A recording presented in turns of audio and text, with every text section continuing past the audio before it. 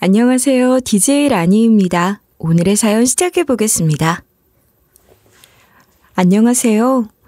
요즘 세상 살기가 참 힘들다는 말 많이들 하시죠? 그래, 어떻게든 살다 보면 사라진다 그러면서 어떻게든 꾸역꾸역 살아가는 분들도 참 많으실 거고요. 저는 이런 분들에게 전해드리고 싶어요. 대단하다고.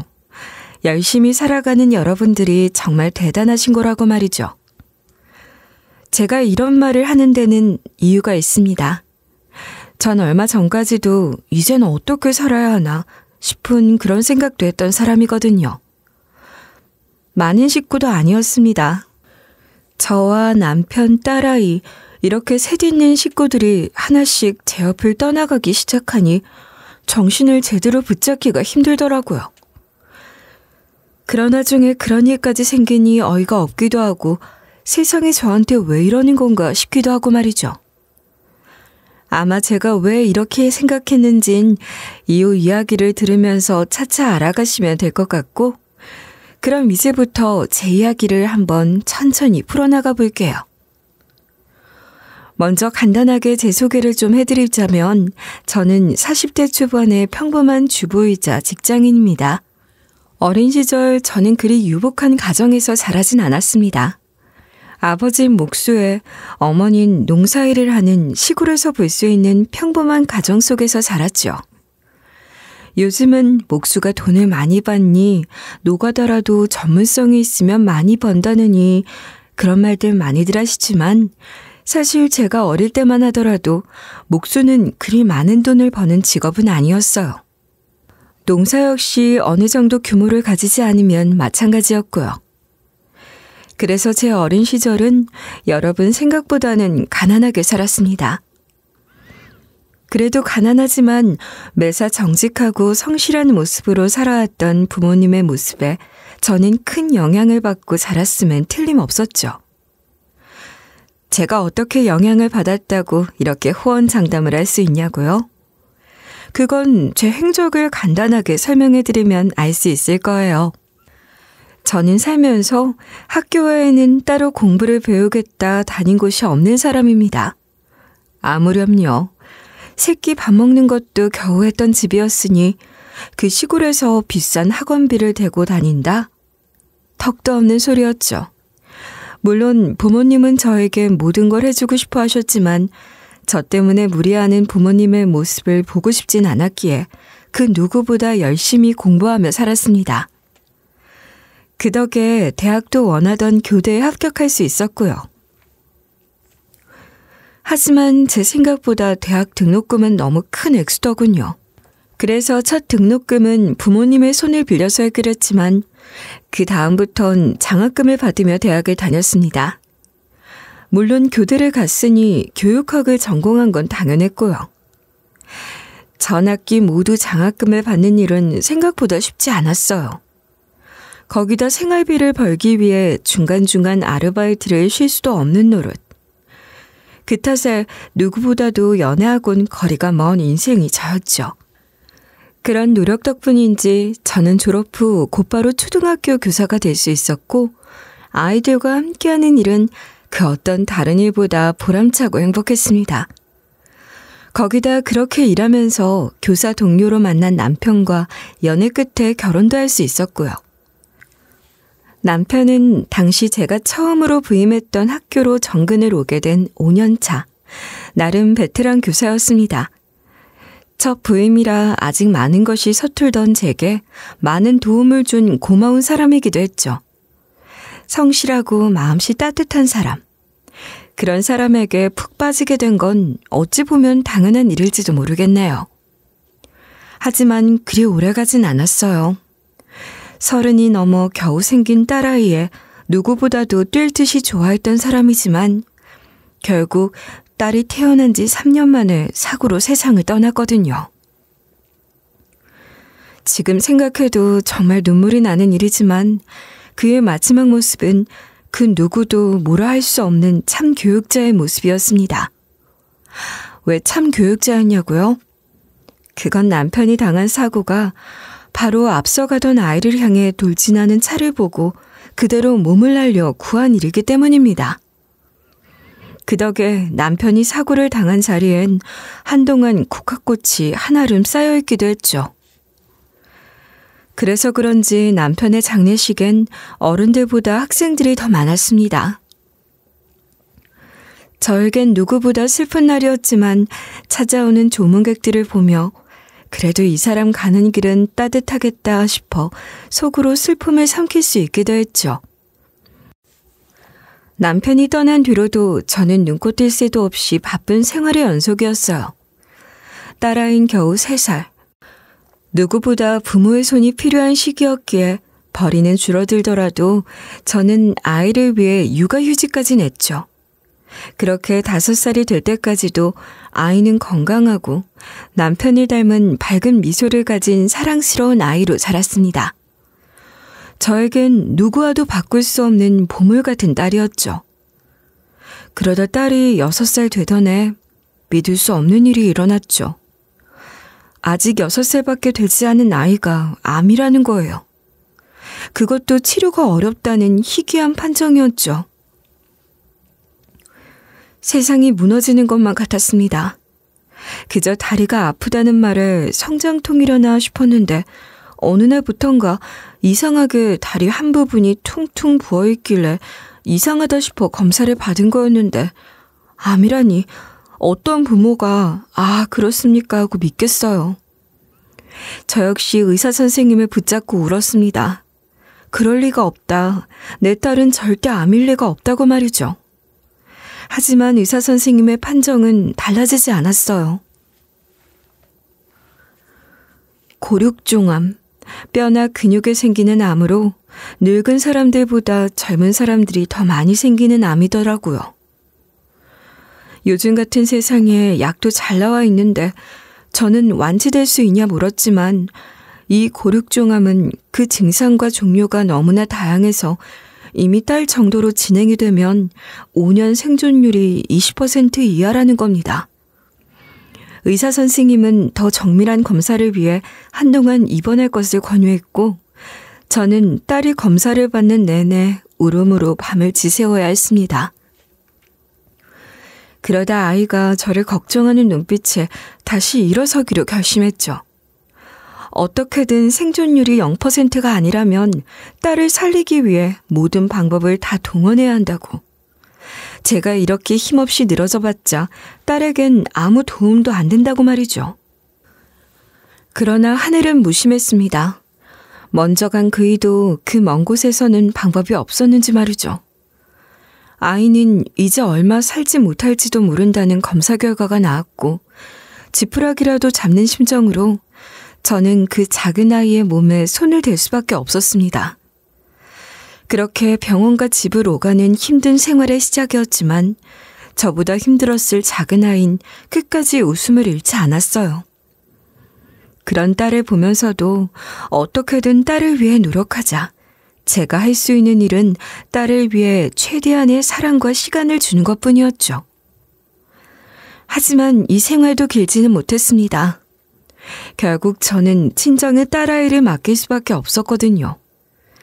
제가 있는 곳은 아무래도 공기가 좋지 못했기에 딸아이를 위해서라도 공기가 좋은 곳으로 요양 차원으로 보내자 결심을 내리게 됐죠.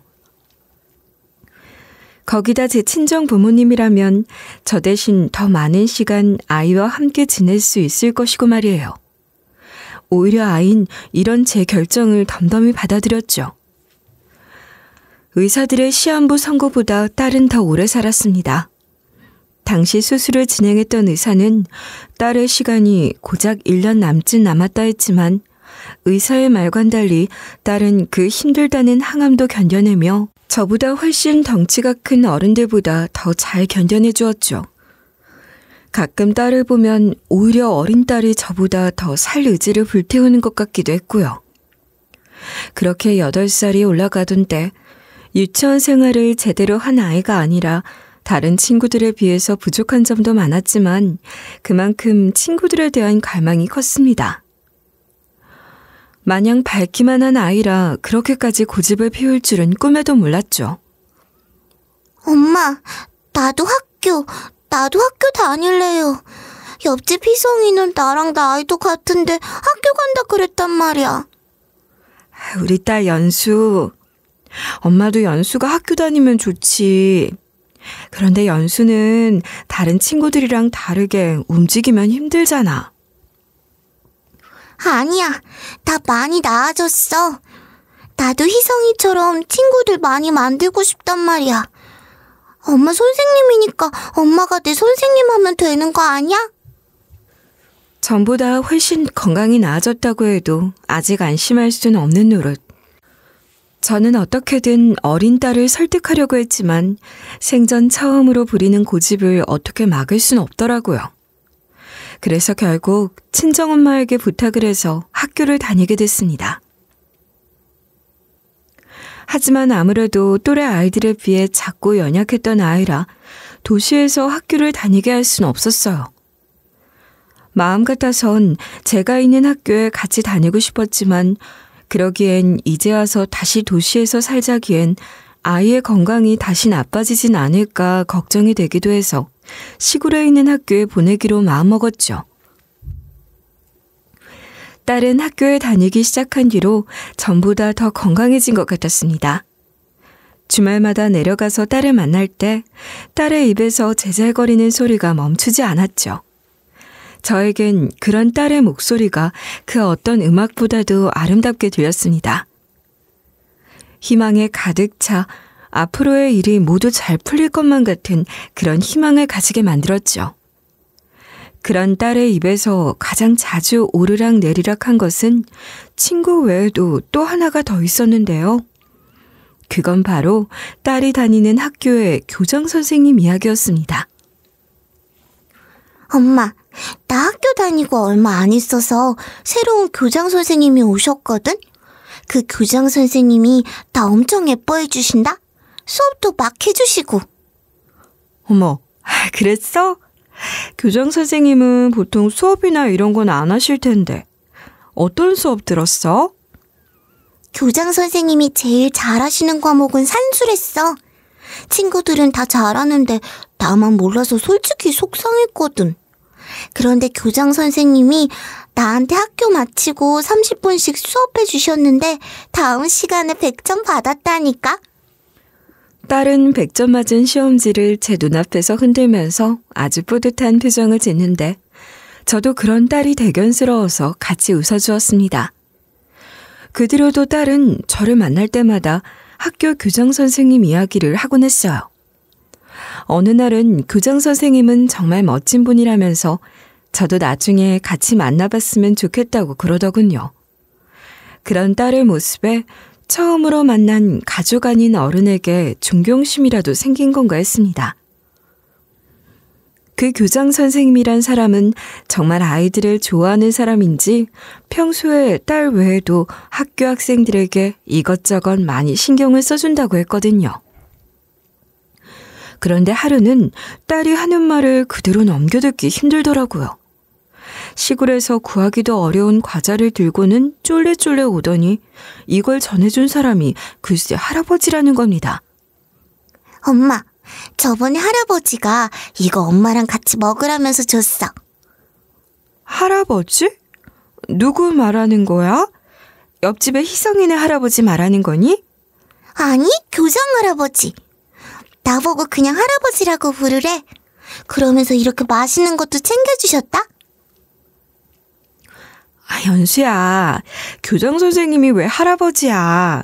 교장 선생님하고 불러야지. 아니, 교장 할아버지가 나보고 할아버지라고 해도 괜찮다고 그랬다니까? 안 돼, 연수야. 아무리 교장 선생님이 할아버지라고 하라고 그랬다고 해서 교장 선생님은 연수 할아버지가 아니지. 엄마가 그랬잖아.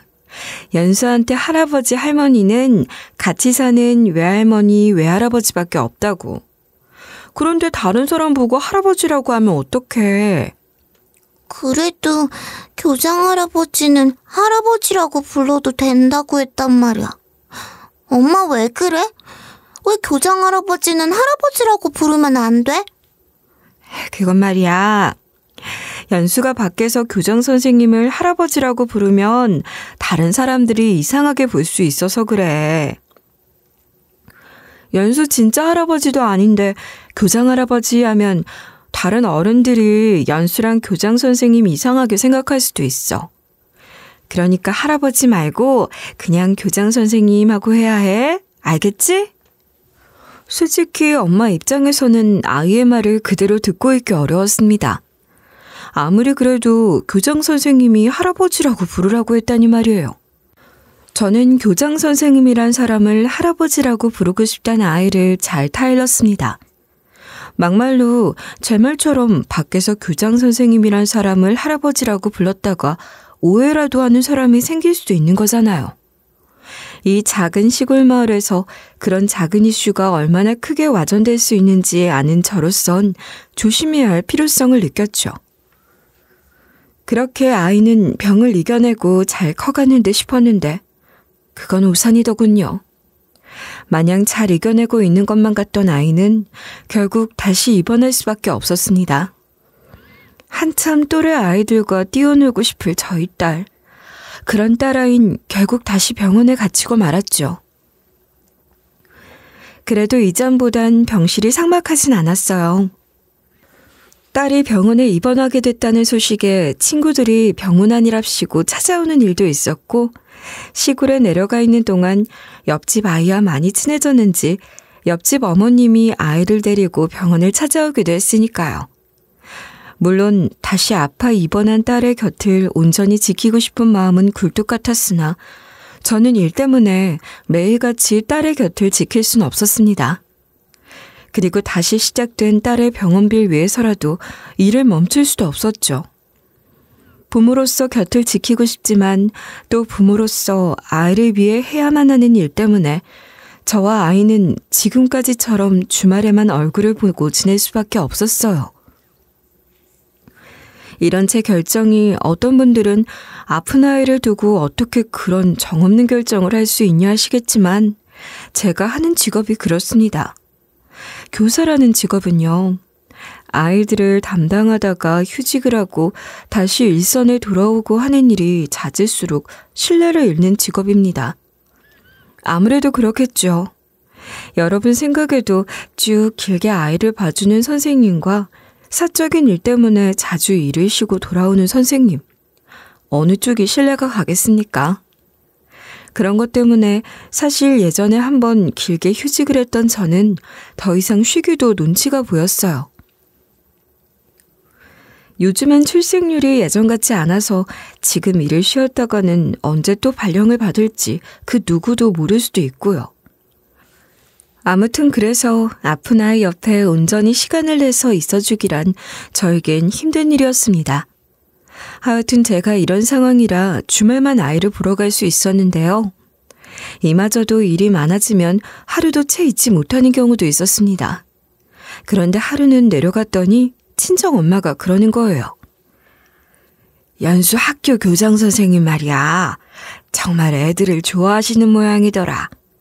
연수 입원했다는 소식에 얼마 되지도 않았는데 찾아왔더라고. 예? 교장 선생님이 연수 병문 안에 왔다고요? 왜요? 아유, 그럴 수도 있지. 왜 예전에 박서방도 애들 참 좋아했잖아. 이번에 연수 학교 교장이 그런 사람인가 보지 뭐. 그런데 조금 이상하긴 하더라고. 왜? 또 무슨 일 있었어요? 뭐 때문에 그러는데? 그게 말이다. 오자마자 연수 머리를 쓰다듬으면서 연수가 워낙 사랑스러워서 안 좋아할 수 없다고 그러는데 그게 꼭 네 아빠 같더라고. 그 양반도 연수만 보면 아주 좋아 죽겠다고 하지 않니? 친정 엄마의 말에 제 머릿속을 스쳐 지나간 건 예전에 연수가 교장 할아버지라고 부르라 했던 이야기였습니다. 설마 이 어린아이에게 무슨 흑심이 있는 건 아니겠지? 싶어 불안한 마음이 들더라고요. 그래도 아이의 병문안까지 온 사람이라고 하니 일단 지켜보기로 했죠. 하지만 이런 제 결심은 얼마 지나지 않아서 깨졌어요. 왜냐고요? 그 교장 선생님이란 사람이 아이의 선물이랍시고 보기만 해도 손이 떨릴 것만 같은 비싼 옷들을 선물이라면서 한아름 사왔거든요. 딸은 받은 선물들을 자랑하듯이 늘어놓았지만 전 마냥 웃을 수만은 없었습니다. 교장 선생님이 다 주신 거야. 내가 예쁜 옷들 좋아한다고 그러니까 사주셨어. 연수, 너 아무리 그래도 그렇지 교장 선생님한테 이런 선물 준다고 다 받아버리면 어떡하니? 이 비싼 것들을. 엄마, 왜 화를 내? 분명 교장 선생님이 엄마도 좋아할 거라 그랬는데. 엄마 교장 선생님 싫어? 아니, 연수야, 이것들 전부 너무 비싼 옷들이야. 이 중에 연수 좋아하는 거 하나만 고르고 나머진 교장 선생님 다시 돌려드리자. 응? 싫어. 교장 할아버지가 이거 다 연수 거라고 사오신 거란 말이야. 다 연수 거라고. 교장 선생님이라고 말하던 딸이 마지막엔 교장 할아버지라며 다시 할아버지 운운하는 걸 보고는 속이 턱 막히더군요. 교장이란 사람이 들고 온 범상치 않은 선물들. 딱 봐도 다 딸이 좋아하는 디자인이었습니다. 어떻게 알았는지 몰라도 아이 마음에 쏙 드는 그런 옷들만 쏙쏙 골라온 교장이란 사람. 이대로 더 두고 보긴 힘들었죠. 아무리 그래도 이건 오지랖이라 생각하기에도 너무 많이 간 일이었으니까요. 그래서 학교엔 연차를 내고 어떻게든 그 교장이란 사람을 만나보려고 애를 썼습니다. 더 이상 저희 딸에게 신경을 쓰지 말아달라고 말하려고 말이죠. 그런데 평일에 일부러 시간을 내서 찾아갔는데도 그 교장이란 사람과 만나긴 어려웠어요. 마치 저를 일부러 피하는 것처럼 말입니다. 그러고도 몇 번을 더 찾아갔지만 그 뒤로도 교장이란 사람을 만날 순 없었어요. 그리고 병원에 들어간 후 3개월이 지났을까요? 더위가 가실 즈음 딸은 끝내 저희 곁에 돌아올 수 없었습니다.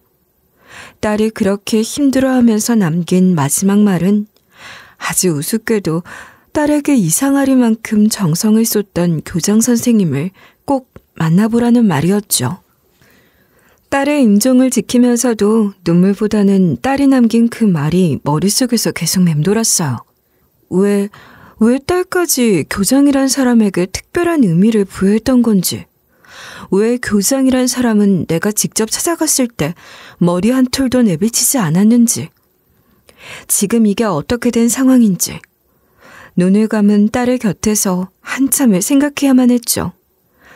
무엇이 이 두 사람의 사이를 그렇게 특별하게 만들었는지 말이에요. 제가 이런 고민을 하거나 말거나 딸의 장례식은 제 의지와 상관없이 치러지고 있었습니다. 저는 마지막까지 그 고사리 같은 손을 놓치고 싶지 않았지만 주변 사람들의 만류 끝에 딸과 이별을 해야만 했죠. 물론 저만 힘들었던 게 아니라는 건 압니다. 그간 저 대신 딸을 보살펴 주었던 친정 부모님 역시도 손녀를 잃은 슬픔에 힘들어하셨죠. 또 한 번 생긴 가족과의 이별. 이제 제 곁에 남은 가족은 제가 태어날 때부터 제 곁에 있어준 부모님뿐이었습니다. 장례식 첫날 딸의 환하게 웃고 있는 영정사진을 멍하니 보기만 했어요. 짧은 시간이었지만 딸과 친하게 지냈다는 친구들이 찾아와서 인사를 전하고 갔지만 그런 아이들에게 고맙다는 말조차 꺼내기가 힘든 순간이었죠. 그러면서도 저는 딸의 사진을 보며 계속 생각했습니다. 왜 마지막에 딸은 다른 말도 아니고 그 교장이란 사람과 만나보라고 말을 했을까 하고 말이죠. 그리고 그 교장이란 사람은 왜 아직까지도 장례식에 얼굴을 비치지 않는가 하고 말입니다. 참 복잡한 심경이었어요. 그렇게 하염없이 멍한 시선으로 딸의 장례식장을 지키고 있었는데 그런 제 어깨를 엄마가 툭툭 건드리더군요. 예, 저기 연수네 학교 교장 선생님이란 사람이 왔다. 저 양반 우리 연수를 그렇게 아끼더니 왜 이렇게 늦게 찾아왔다니? 저 사람이 우리 연수가 그렇게 좋아했던 교장 선생님이라고? 그래, 연수가 아주 제 손녀 같다면서 그러더니 쏜살같이 찾아올 것이지. 그래도 교장이라고 학교에 할 일이 많았나 보지? 지금에서야 오는 걸 보니. 친정엄만 마지막으로 연수가 남긴 말도 있고 해서 그런지 그 교장 선생님이란 사람이 빠르게 찾아오지 않은 것이 별로 마음에 들지 않은 것 같았지만 전 그런 엄마를 신경 쓸 정신이 없었습니다. 교장이란 사람이 장례식장 문을 열고 들어와 연수의 영정사진 앞에서 인사를 하기까지 저는 너무나 당황스러워서 말이 제대로 나오지 않았거든요. 왜 말이 나오지 않았냐고요? 바로 연수가 그렇게 좋아하던 교장이란 사람은 다름 아닌 남편의 친아버지, 그러니까 제 15되는 사람이었어요. 아마도 지금까지 제 시댁 이야기가 하나도 나오지 않아서 이상하다 생각하신 분들이 있을 겁니다. 사실 여기엔 사정이 따로 있었어요. 20대 중반 제가 교사로서 첫 발을 내디뎠을 때 남편과 만나 연애 결혼을 했다. 제가 그렇게 말했잖아요. 여기엔 따로 사연이 있었습니다. 이 당시 저와 연애하던 남편에게는 따로 집에서 옛날 정약 결혼처럼 결혼할 부잣집 아가씨를 정해놓은 상황이었어요. 물론 이 모든 일은 남편의 의사와는 상관없는 일이었죠. 남편의 집안, 그러니까 시댁은 교육자 집안이었습니다. 대대로 선생님이나 대학 교수, 심지어 당시의 시부는 교감으로 학교에서 일을 하고 있던 사람이었죠. 하지만 남편은 그런 자신의 집안에 환멸을 느낀 상태였어요. 남편은 집에 자신은 결혼하고 싶은 사람을 직접 정하겠다. 그런 정해진 결혼은 하고 싶지 않다 의견을 밝힌 상태였지만 가족들은 그런 남편을 오히려 이상한 사람 취급을 했다고 하더군요. 그러다 나중에 저와 연애를 하게 된 거예요. 저는 남편의 이런 사정은 하나도 알지 못했고 남편과 몇 개월 만나면서 실수로 그것을 깜빡 잊은 하룻밤에 아이가 들어서게 된 거죠. 솔직히 어렸던 전 당시 상황이 너무나 무서웠습니다. 이제 막 사회에 걸음을 내딛기 시작한 신입교사가 갑자기 아이가 생겼다? 주변 사람들의 시선이나 부모님을 볼 낯이 없다 생각했었거든요. 거기다 몇 개월 연애한 남자가 이 아이를 제대로 책임질까 걱정이었고요. 하지만 남편은 오히려 그런 제 손을 잡고는 잘 됐다면서 자신이 책임을 지겠다고 결혼을 서둘렀던 사람이었어요. 믿음직스러운 성격에 직장에서의 평가도 좋았던 남편이기에 저 역시도 그가 싫진 않았지만 왠지 모르게 얼렁뚱땅 결혼하게 되는 것 같아 기분은 얼얼했지요. 그래도 제 자식이라고 책임은 지겠다고 하는 남자니 한번 믿어보자 하고 결혼을 진행하기로 했죠. 그런데 시댁이란 집안에서 아주 난리가 난 겁니다. 시부는 되려 이런 상황을 알고도 저와 남편 둘 사이를 갈라놓으려고 했죠. 중간에 저를 따로 불러서 이상한 소리도 많이 했어요.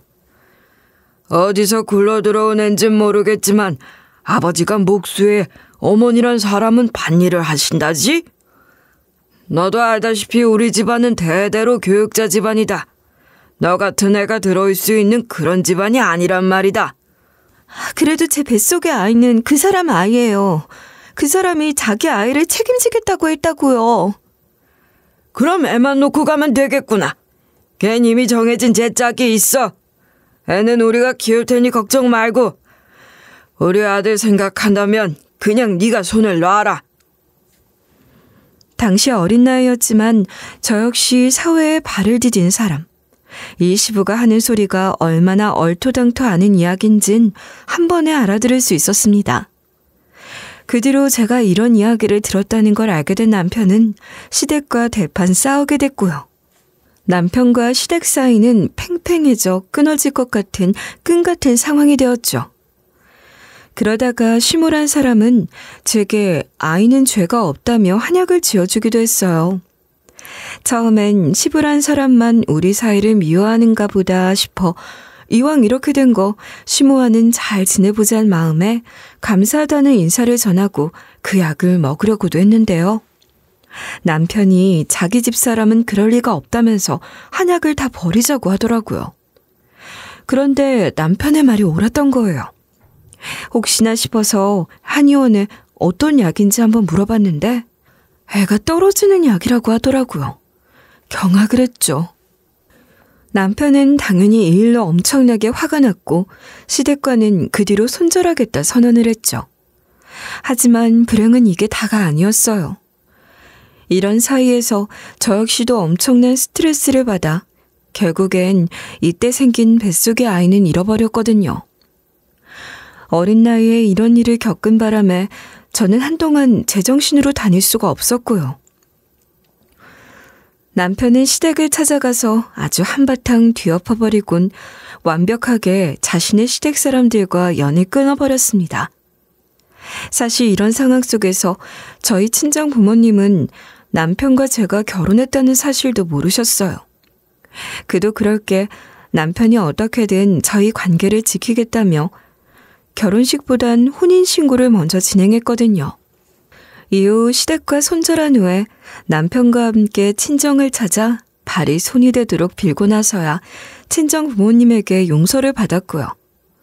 이런 복잡한 상황 속에서 어떻게든 저희 부부는 다시 한번 아이를 낳고 싶었지만 젊은 나이에도 그게 뜻대로 되진 않더라고요.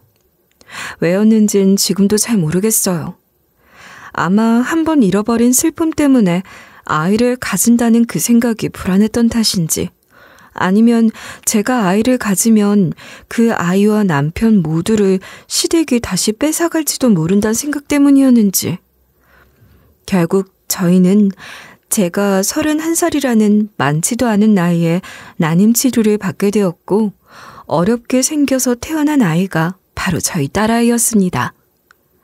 하지만 남편은 딸아이가 다 커가는 모습은커녕 학교에 들어가는 모습도 보지 못하고 세상을 떠나버렸죠. 이것에 대해서도 할 말은 많았어요. 왜냐고요? 저는 분명 남편이 손절한 시댁이었지만 남편의 소식을 제대로 전했거든요. 아무리 손절했다 하더라도 남편 역시 시댁에서는 소중한 자식 중 하나였을 겁니다. 그래서 달갑진 않았지만 제 나름대로 최대한의 예의를 차린 결과였죠. 하지만 결국 남편의 마지막 가는 날까지도 남편 식구들은 단 한 명도 남편의 장례식에 찾아오지 않았어요. 그 탓에 결국 알게 된 거죠. 그 집안 사람들은 이제 남편이란 사람을 자기네 족보에서 아주 지우기로 마음을 먹었구나 하고 말이에요. 그런데 그런 사람들이 지금 제 딸의 장례식장에 제 딸의 죽음을 슬퍼하겠다고 찾아온 겁니다. 이런 상황인데 제가 이 사람이 달갑겠어요? 남편의 아버지, 아무리 시부라고 해도 말이죠. 그래서 제대로 된 말이 입에서 나가지 않더라고요. 저도 모르게 시부를 향해 톡톡 쏘면서 말했죠. 여긴 어떻게 알고 찾아오신 거죠? 어떻게... 남편이 그렇게 됐을 때는 머리카락 하나도 보이질 않더니. 그땐 내가 잘못했다. 내 이렇게 사과하마. 그땐 나도 너무 젊었어. 내 뒤를 이어야 할 내가 아주 막 나가니 눈에 보이는 게 없어서. 그렇다면 연수 소식은 어떻게 알았는데요? 당신들이 연수에 대해 알 리가 없잖아요. 나도 나이를 먹긴 하더구나. 당시엔 내가 죽었단 소식에도 그저 괘씸하고 그랬는데 지금에서야 내 아들이 그리워지더라고. 그렇게 수소문을 했더니 아들이 그래도 제 자식 하나는 남겨놓고 갔다니 궁금해서 나도 모르게 그만. 눈시울이 붉어지면서 눈물을 흘릴 것 같은 모습이었지만 저에겐 그 모습이 그저 가증스럽게만 보였습니다. 제 자식이 죽을 때조차 자기 생각만 하던 인간이 나이가 들었다고 이제야 자기 자식 생각이 났다는 말에 어이가 없었죠. 아마 제 이야기 들으시는 분들도 저처럼 생각하실 것 같아요. 영 끊은 지 15년이나 넘은 이 시점에 찾아와서 이제 아들 생각이 났다고? 전 절대 이해할 수 없었죠. 집사람도 너한테 많이 미안해하고 있다. 그때 그런 짓을 해서 너무 미안하다고. 그때 가진 아이 결국은 낳지 못했다면서? 연수 역시 아들 녀석 그렇게 되고 얼마 안 있어서 아프다는 이야기까지 듣고. 도대체 어떻게 아셨는지 잘 모르겠지만 저한테 사과하실 필요 없습니다. 그쪽들 사과 받고 싶지도 않고요.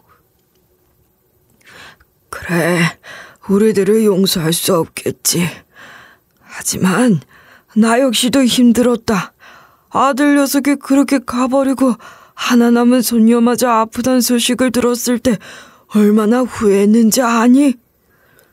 후회를 할 거라면 처음부터 하셨어야죠. 남편이 죽기 전에 말이에요. 그런데 다 잃고 나서 이제 와서 용서를 구하면 뭐가 될 거라고 생각하세요? 그간의 일들을 용서해달라 시부는 이제 제 앞에서 엉엉 울며 빌었지만 전 그딴 사과는 받아줄 생각도 없었습니다. 다행이라면 늦은 시간이라 시부와 이렇게 큰 소리를 주고받아도 볼 사람이 없다는 사실뿐이었죠. 제가 그의 사과를 받거나 말거나 시부는 계속해서 그간의 일들을 설명하기 시작하더군요. 제 딸이 아프다는 소식과 함께 시골에 있는 작은 학교에 입학하게 됐다는 말에 서둘러서 정근 신청을 했다고 해요. 이것도 웃기는 이야기죠. 그렇게 교육자 집안 운운하던 양반이 헐레벌떡 자기도 모르고 있던 손녀가 다닌다는 학교로 정근 신청을 한다는 게 말이에요. 처음엔 이 시부의 말이 그저 말뿐인 거짓말이라 생각했어요. 그도 그럴 게 사실 교사들은 정근 신청은 할 수 있어도 학교를 지정해서 이동을 하거나 할 수는 없거든요. 그런데 나중에 따로 알아봤더니 교사와 교장은 다른 입장이라고 하더라고요. 교사의 경우엔 정해진 기간을 채우고 난 뒤에 순환 근무를 위해 정근을 하게 되는데 교장은 소외되고 낙후된 지역으로 가고 싶다는 사람이 오히려 적은 탓에 시부와 같이 시골로 전근을 가겠다고 하면 쌍수를 둔다고 말이죠. 물론 이것도 전부 다 이 학교로 전근을 가고 싶다 말한다고 해서 다 되는 것은 아니었지만 뭐 하늘이 도왔는지 땅이 도왔는지 하필이면 딸이 입학하는 그 시기에 딱 맞춰 그 학교에 있던 교장이란 사람이 정년퇴임을 하게 되면서 빠르게 사람을 구해왔다고 하더라고요. 그러면서 별 문제 없이 빠르게 시부는 딸이 다니던 학교의 교장이 될 수 있었고요. 이런 일련의 과정들을 쭉 설명하는 시부는 정말 후회하는 모습이 역력했습니다. 그런들 제가 그런 시부를 용서하는 것은 별개의 문제였고요. 내가 할 수 있는 마지막 속죄라고 생각했다. 내 아들이 그렇게 가는 마지막 길도 지키지 못했는데 손녀마저 못 보고 떠난다면 나중에 어떻게 아들한테 말을 할 수 있겠니? 그래서 그 속죄라는 게 결국 연수한테 잘해주고 선물해주고 그런 일들을 말씀하시는 건가요? 이때까진 모르고 살았으니 지금이라도 최선을 다하자 생각했다. 연수도 물론 좋아해줬고. 정말 어이가 없네요. 당신은 지금 내 딸의 순수한 마음을 본인 좋을 대로 이용한 것밖에 없잖아요. 그저 산수. 아무나 할 수 있는 그거 하나 가르쳐주고 거기에 딸이 좋아한다는 옷을 비싼 거를 사다 준다고 해서 그게 속죄가 될 수 있다고 생각하세요? 제 무릎에 시부의 입은 갑자기 다친 것처럼 조용해졌고 저는 그런 시부를 향해 참지 못하고 쏟아냈습니다. 어서 말 좀 해보시라고요. 그깟 물리적인 것들로 내 딸, 내 남편에게 속죄를 했다 말할 수 있냐고요. 나도 알아. 나도 알지만 그럼 어떻게 하란 말이냐. 내 아들은 이미 죽고 없는데. 이제서야 속내를 드러내시네요. 맞아요. 당신은 그런 인간이었죠. 지금 당신이 한 짓은 당신 기분 풀기 위해서 내 딸을 지 손바닥 위에서 가지고 논 것밖에 안 된다고요. 제 딸을 사랑하는 척했던 그의 모든 행동들이 본인은 속죄라고 말을 했지만 결국 제 눈엔 기만으로밖에 보이지 않았습니다. 순수하게 저를 생각해주는 할아버지가 생겨 좋아했던 딸에게 고급스러운 선물을 전해주고 어떻게든 환심을 사서 자신의 존재를 각인시키려고 했던 시부. 그 사실이 전 너무나 어이가 없었어요. 거기다 이렇게 딸의 장례식에 찾아와서 마치 자기는 모든 것에 용서를 빈다고 뒤늦은 사과. 역겨웠죠. 그는 계속해서 자기 변명을 하며 용서를 구했지만 저는 그 용서를 받고 싶지 않았습니다. 상황을 파악한 제 친정 부모님조차 찾아온 교장 선생님, 그러니까 시부를 이만 나가라 쫓아내셨죠. 딸의 환하게 웃는 모습 앞이라 어떻게든 마음을 다잡아 보려 노력했지만 그렇게 딸의 장례식 첫날은 분노로 가득 차서 결국 끝까지 자리를 지킬 수가 없었어요. 제가 그러거나 말았거나 이 인간들은 자존심도 없는지 3일 내도록 딸의 장례식장을 찾아오더군요.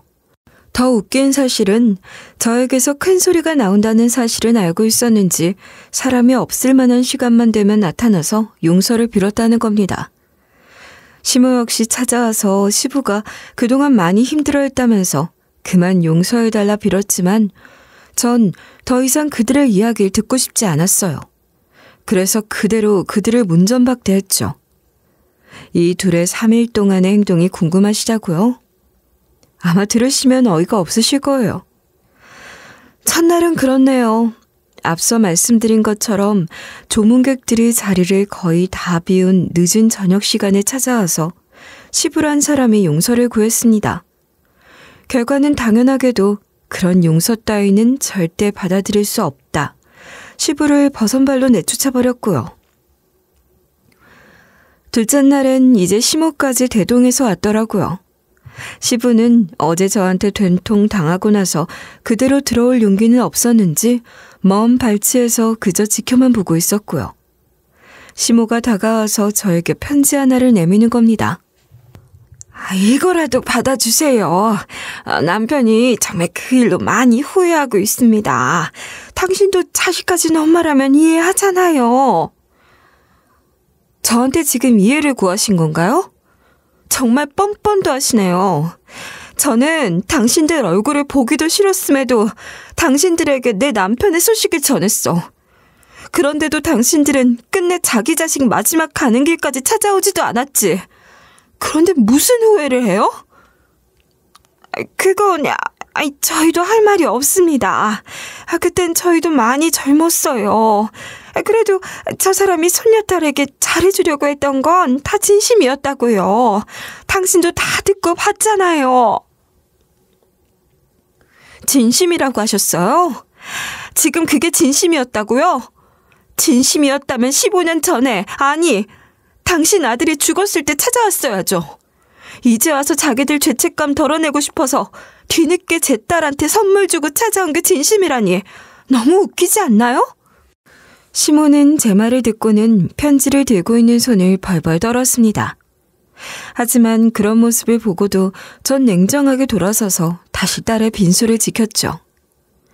어젠 별 신경도 쓸 문제도 아닌 사람 때문에 딸의 빈소를 온전히 지키지 못했으니까요.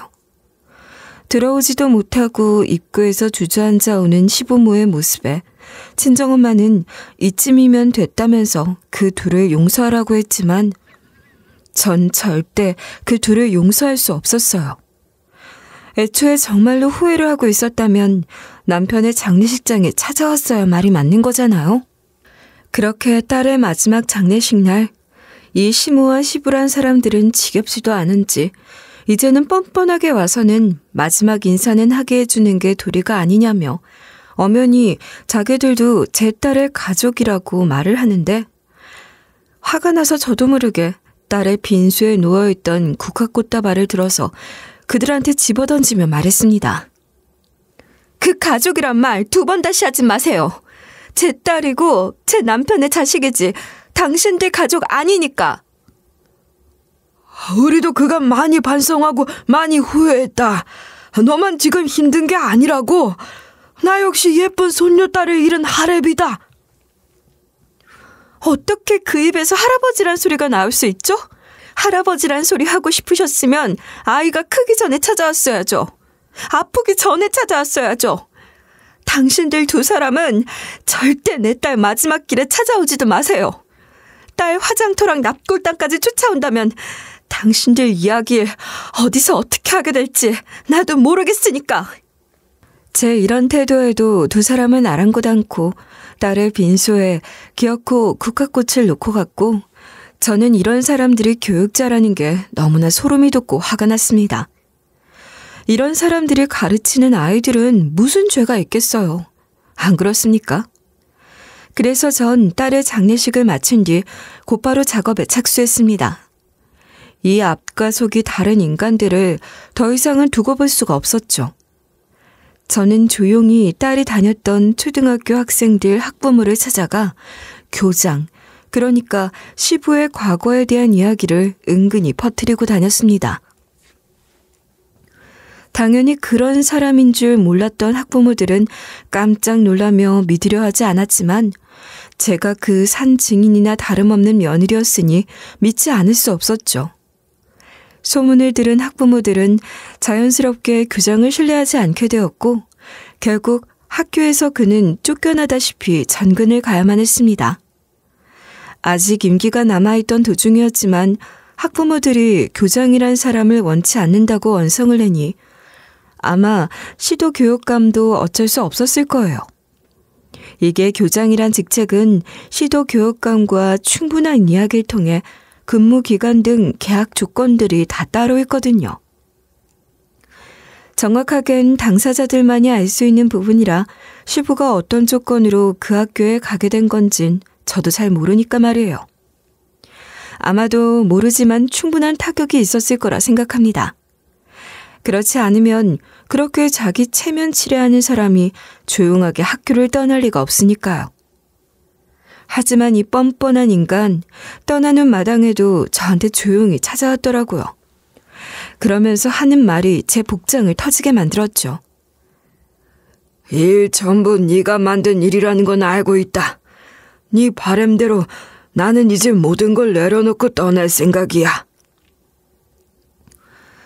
다 아셨으니 따로 할 말은 없네요. 어차피 당신이 뿌린 씨앗입니다. 뿌린 대로 거둔 것뿐이니 군말 없이 떠나시죠. 하지만 이것만은 기억해줬으면 좋겠네. 마지막 가는 길에 소원이라고 생각해주면 고맙겠어. 그래도 내가 손녀딸만큼은 그 누구보다도 진심으로 사랑했다는 걸 말이야. 어이가 없네요. 그 아이가 당신을 사랑했을진 몰라도 당신은 자격이 없습니다. 사랑이란 그 단어조차 그 입에 담을 자격이 없다고요. 당신은 제 딸에게 마지막까지 진실을 밝히지 않았어요. 그저 상처만 줬을 뿐이라고요. 단연코 자기는 제 딸을 사랑했기에 이런 일을 벌인 거라며 주장하는 시부에 저는 당당하게 말했죠. 당신이란 사람이 절대 사랑했기에 제 딸을 보살핀 건 아니라고. 자신을 그렇게 사랑하는 당신이 당신을 위해서 제 딸을 챙겼을 뿐이라고 말이죠. 제 입장에선 그게 너무나 당연한 결과이자 사실이었어요. 시부란 사람은 마지막에 분명 자신이 친할아버지다. 딸에게 밝힐 기회가 충분히 많았습니다. 하지만 그러지 않았죠. 오히려 딸이 먼저 눈치챘을지도 몰라요. 그러지 않았다면 마지막에 그런 말을 남기진 않았겠죠. 이 나이 든 사람은 자기보다 한참은 어린 제 딸보다 못한 사람이었던 거예요. 다른 사람은 몰라도 저는 적어도 그렇게 생각하고 있습니다. 시부는 제 말을 듣더니 고개를 푹 숙이고 떠났습니다. 그래도 장례식장에서 한 마지막 말만큼은 지켜주더군요. 딸의 납골당엔 찾아가지도 말라고 했던 그 말 말이죠. 물론 지금 당장은 지키더라도 모르죠. 나중에 또 마음이 변했다며 딸의 납골당에 당당하게 찾아올지도 말입니다. 그러더니 또 한 번 저를 찾아와서는 이상한 통장 하나와 돈다발을 내밀더라고요. 저에게 이것만큼은 꼭 주고 싶다고 말이죠. 저보고 제 딸의 양육비와 병원비로 그간 돈이 많이 쓰지 않았냐며 챙겨주길래 처음엔 받지 않으려고 했어요. 하지만 통장에 적힌 이름을 보고는 받을 수밖에 없었죠. 제가 돈을 밝히는 사람 같다고요? 돈, 생활하면서 중요한 부분이죠. 하지만 딸도 없는 지금 제가 돈 쓸 일이 뭐가 많겠습니까? 제가 시부가 내민 그 돈을 받은 이유는 바로 앞서 말한 그대로입니다. 통장에 적힌 사람의 이름 때문이었죠. 거기엔 다른 사람도 아닌 이미 죽은 남편의 이름이 적혀 있었거든요. 시부는 돈을 주면서 이 통장에 얽힌 이야기도 간단하게 해주었습니다. 남편은 저와 결혼하기도 전부터 이미 교사로서 일을 하던 사람이라 애초에 저와 시작이 다른 사람이었습니다. 그런데 결혼하고자 할 때는 모아둔 돈이 얼마 없었죠. 처음엔 씀씀이가 큰 사람인가 싶었는데 그게 아니었습니다. 바로 시부가 내민 통장이 그 증거라고 볼 수 있었죠. 당시 사회 초년생이던 남편에게 이 시부음을 한 사람은 경제적인 부분까지 감독을 했던 거예요. 처음 사회에 발을 내디디면 돈을 물수듯 쓴다나 뭐라나. 예전에 남편과 신혼일 때도 간단하게 들은 이야기였지만 시부가 설명하는 걸 들으니 더 어이가 없더라고요. 아무튼 그래서 저와 결혼하겠다 선언하던 남편에게 인질처럼 내밀었던 게 바로 그 통장이었습니다. 그간 모은 돈도 없이 남편과 제가 잘 살겠냐는 거죠. 그런 전말을 다 알고 있었기에 시부가 내민 그 돈다발을 순순히 받았던 거예요. 그런 게 아니라면 이미 저와 연도 없는 시부란 사람이 건네주는 돈을 받을 이유가 없죠. 제가 거지도 아니고 말이에요. 그리고 부성애인지는 잘 모르겠지만 덧붙여서 이런 말도 하더라고요.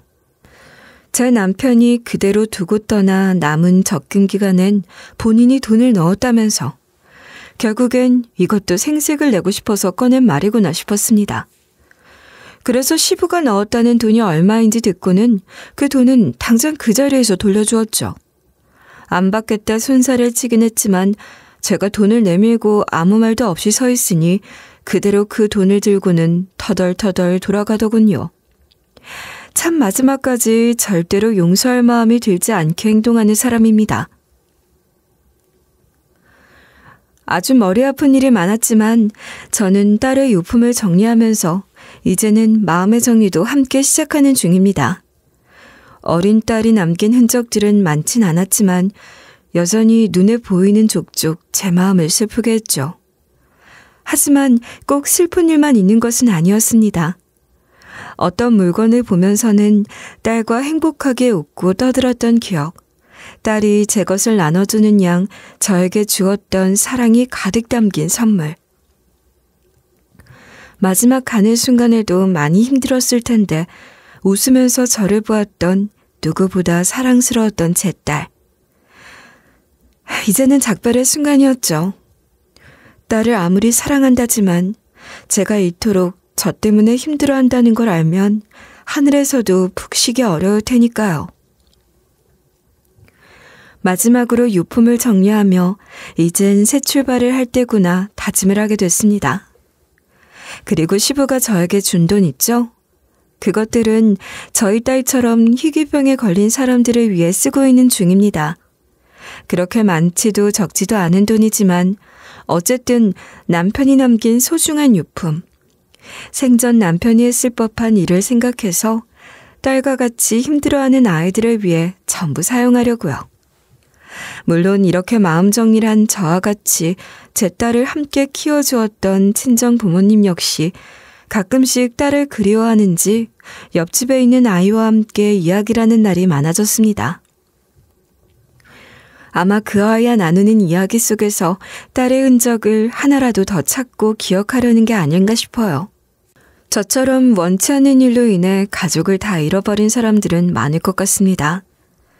남편은 사고로, 딸은 희귀암으로 떠나보내게 된 저이지만 앞으로도 새로운 출발을 위해 노력은 아끼지 않으려고요.